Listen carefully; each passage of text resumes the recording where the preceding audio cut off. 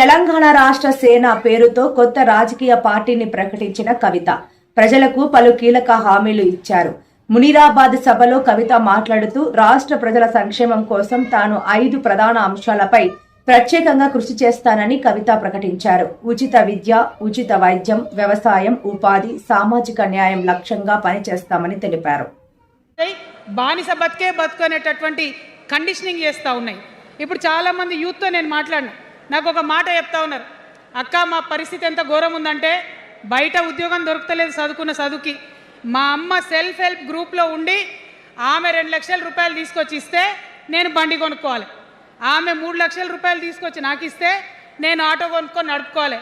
వయసు వచ్చిన కొడుకుని, వయసు వచ్చిన బిడ్డని తల్లి దగ్గర చేయి జాపాలంటే నామోష్ అనిపిస్తుంది అక్క అని అనేక మంది చెప్పారు. అందుకే నేను చెప్తా ఉన్నా, ఉపాధి అంటే కేవలం ఉద్యోగం కాదు.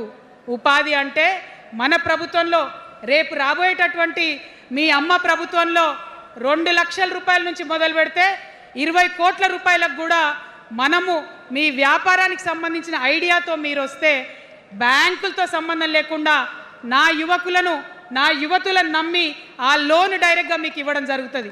ఎందుకోసం ఈ మాట చెప్తా ఉన్నా అంటే, మన తెలంగాణ బిడ్డలకు మంచి సృజనాత్మకత ఉంది, ఆలోచించే శక్తి ఉంది, కష్టపడే తత్వం ఉంది.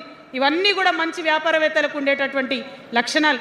కానీ వచ్చినటువంటి ఏ ప్రభుత్వాలు కూడా మనకు చేయూతనియ్యలే.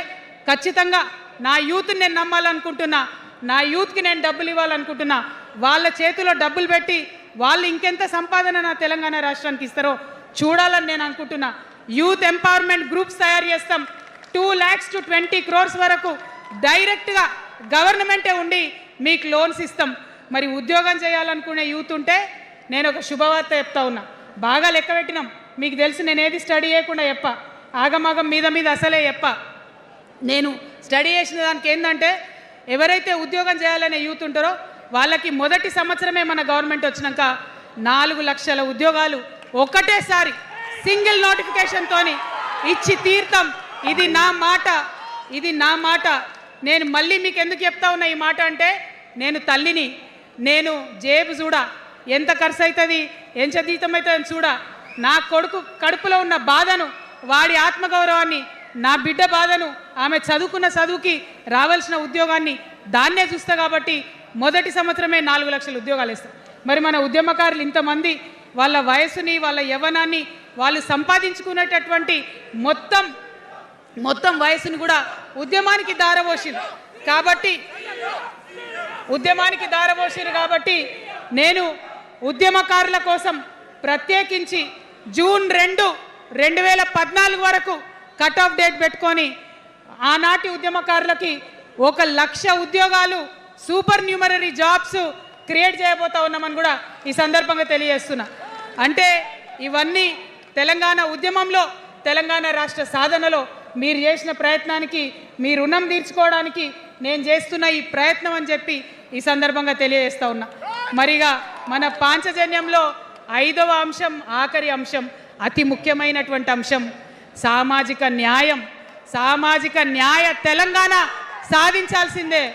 మన ఎస్సీ మిత్రులకు, ఎస్టీ మిత్రులకు, అగ్రవర్ణాల్లో ఉన్నటువంటి పేదవారికి, బీసీలకు అందరికీ న్యాయం జరగాలి.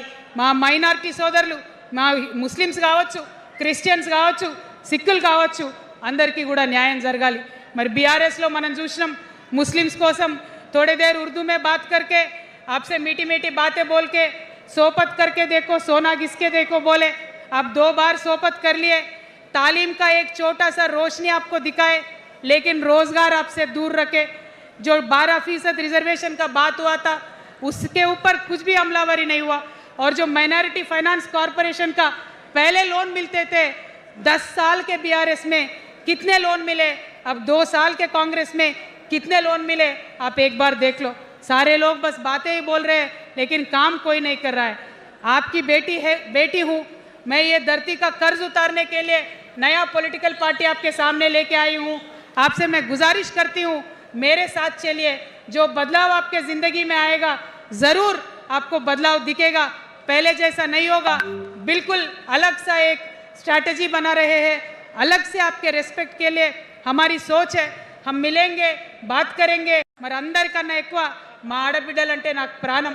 మా ఆడబిడ్డల కోసం ప్రత్యేకంగా నేను ఒకటే మాట చెప్తున్నా, మనం ఎక్కడ ఉన్నా ఏ వయసులో ఉన్నా మనకు భయం అవుతుంటుంది ఎక్కడికైనా పోవాలంటే. మన భద్రత మీద మనకు ఆలోచన ఉంటుంది, ఖచ్చితంగా ప్రధానమైన అంశంగా తీసుకుంటాం. అదేవిధంగా ఇప్పుడు చదువుకుంటున్నటువంటి ఆడపిల్లలు వారి ఉద్యోగాల మీద ప్రయారిటీగా తీసుకుంటాం, వారి వ్యాపారవేత్తలుగా తీర్చిదిద్దడానికి ఖచ్చితంగా ప్రయత్నం చేస్తాం. ఇప్పుడు సెల్ఫ్ హెల్ప్ గ్రూప్స్లో ఏదైతే వడ్డీ లేని రుణాలు ఇస్తున్నారో అట్లా కాకుండా ప్రాపర్గా గ్రాంట్స్ ఇచ్చేటట్టుగా ప్రయత్నం చేస్తాం. చిరు ఉద్యోగులు, కాంట్రాక్ట్ ఉద్యోగులు ఎవరైతే ఉన్నారో, ఎవరైతే విస్మరించబడ్డారో వారందరినీ కూడా కళ్ళలో పెట్టి కాపాడుకుంటాం. ఇవాళ ప్రారంభం మాత్రమే, అనేక అంశాలు చెప్పుకున్నాం, కానీ ఖచ్చితంగా పాంచజన్య శంఖం పూరిస్తాం. అవతలి వాడు మనవాడైనా సరే, అధర్మం వైపు వాడుంటే వాళ్ళ మీదైనా సరే యుద్ధం చేయడానికి ఖచ్చితంగా వెనుకడుగు వేయకుండా ముందుకే వెళ్తామని తెలియజేస్తూ, మరి ఈ 3 పార్టీలు కూడా, Congress party single agenda Rahul గాంధీని ప్రధానమంత్రి చేయాలి, BRS party single agenda farm హౌస్లో పెద్దసారి ఉండాలి, చిన్నసారి సీఎం కావాలి, బీజేపీ పార్టీ సింగిల్ ఎజెండా సామాజిక న్యాయాన్ని కథం పట్టియాలి. కాబట్టి 3 పార్టీల మీద కూడా యుద్ధం చేసేది ఉన్నది, అలుపెరగని పోరాటానికి సిద్ధం కావాలని చెప్పి మొత్తం మన జాగృతి సైనికులందరినీ కూడా నేను పిలుపునిస్తా ఉన్నాను.